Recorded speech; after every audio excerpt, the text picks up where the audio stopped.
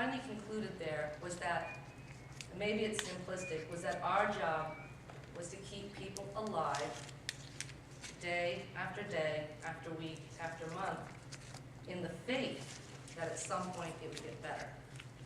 And that when it got better, they'd still be alive. Okay? That was sort of the bottom line calculus that I made in my own mind. Now, what we do around the world is basically we do humanitarian relief in conflicts, wars, some post-conflict situations, and disasters. It's not you. It's not me, good. So we work in, for example, as you mentioned, the floods in Pakistan now, where 20 million people have been affected, which is about a seventh or an eighth of the whole population of the country. At the same time this year, we've been challenged to respond to Haiti. And you all know what happened there on January 12th. You know, we have 1.2 million people, 1.3 million people in very poor camps in Haiti, the poorest country in the Western Hemisphere. And so we respond to need where we see it, but based on where we're needed to. So many times people say, well, where were you in country X? You know, and we help where we're needed. So if there's a situation where a country can deal with its own problems and doesn't need the United Nations, then we're not needed. It's that simple. And that's what you see a lot. And sometimes when you see disasters in China that are quite large scale, but they're very good. They have very good civil defense. Sometimes in India, Cuba, sometimes in Mexico. Different countries are different. Some countries don't have as much capacity to respond, or they face a disaster that's really, really big and beyond them. And that's where we come in. Okay. That's where we come in. But we come in because the country either wants us to come in, or allows us, or in a way does not disallow us. Yeah. And sometimes that can be difficult because, of course, it's very political when you have to ask for help. If you think back a while ago, in 2005, there was a huge outbreak of hunger. We don't use the word famine very much, in Niger. And at that time in that country, it was having political problems. It was very hard for them to admit that they had a really serious problem, right? They didn't really want to talk about it. They didn't really want the help, but they had to have the help. The government's changed now. Now in 2010, they had a bigger outbreak of hunger in Niger. And now this time the government said, come on, we need your help. In the case of Myanmar with Cyclone Nargis, if you remember, the government of Myanmar didn't really want any help.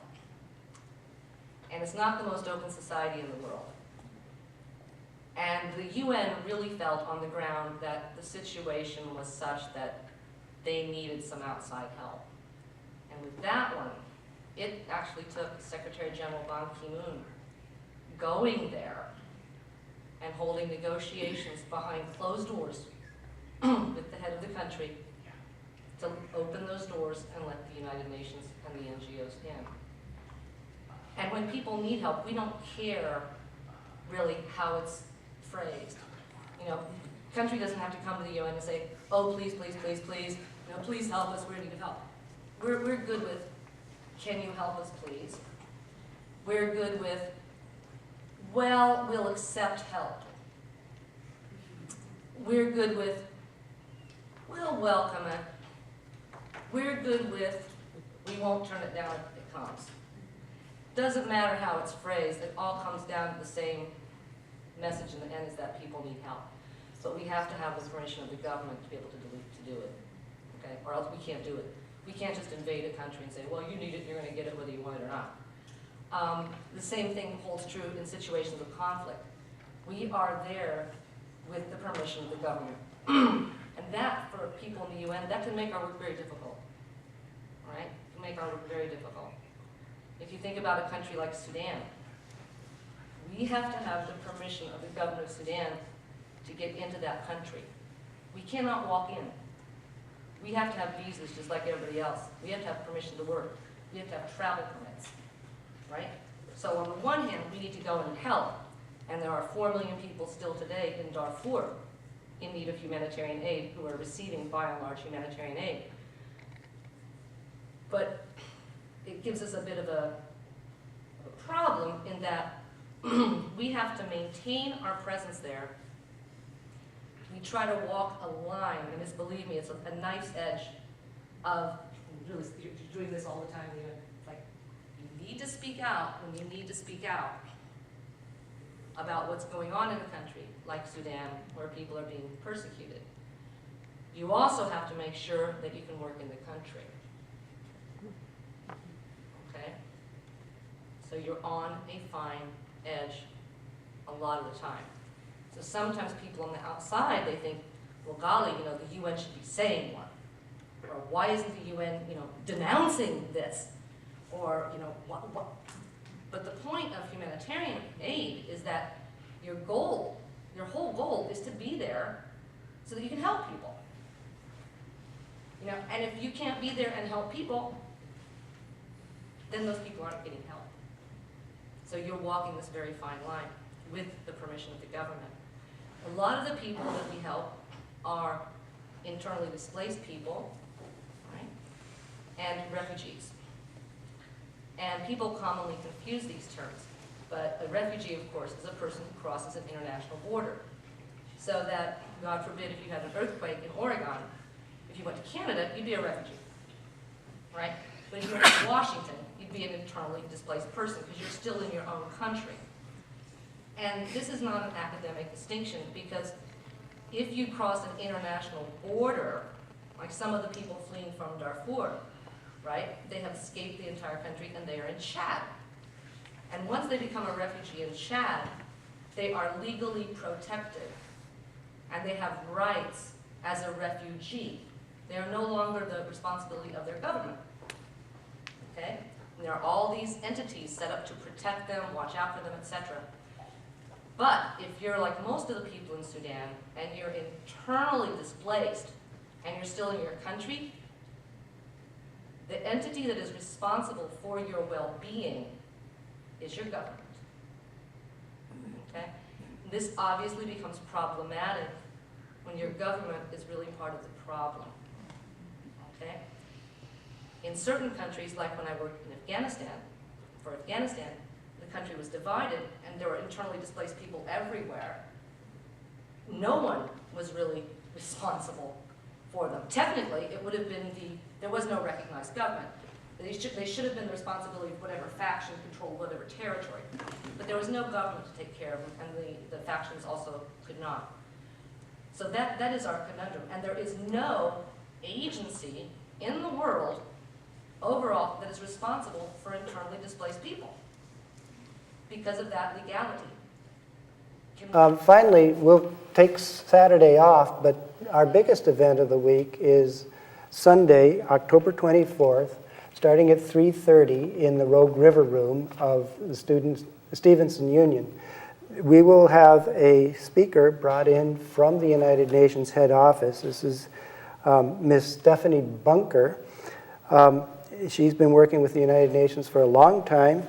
Her talk will be a general talk about the humanitarian activities of the United Nations. And you'll see that the United Nations really is an organization that more than any other is all things to all people.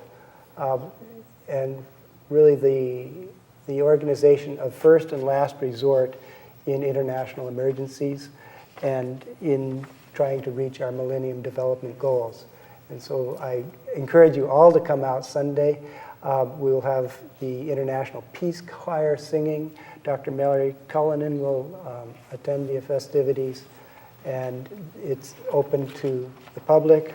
It's free, as are all of these events. All of these events will be in the Nice Room 305, except as otherwise noted, and that means the Native Americans in the Stevenson Union 330, and our final event in the Stevenson Union Rogue River Room, and the opening potluck also in the Rogue River Room. So I think that pretty much wraps up our introduction for next week's events, and I hope you can be there.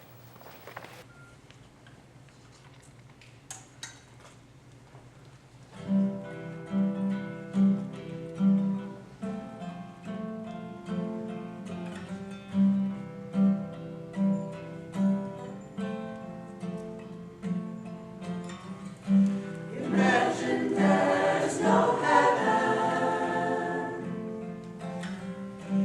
It's easy if you try.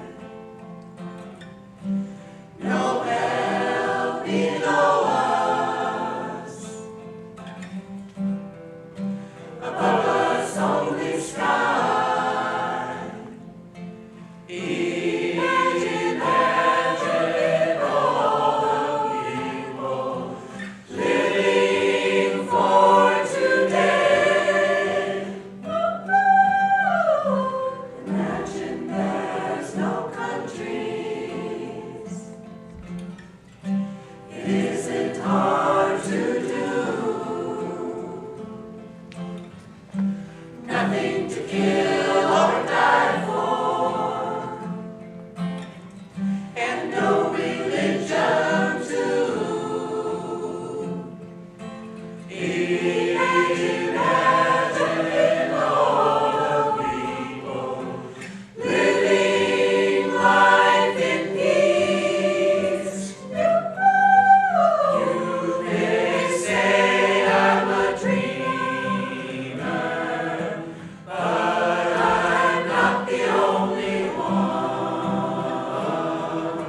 I hope someday you'll join us, and the world will be as one.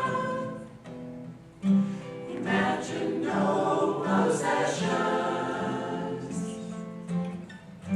I wonder if you can. No need for greed or hunger.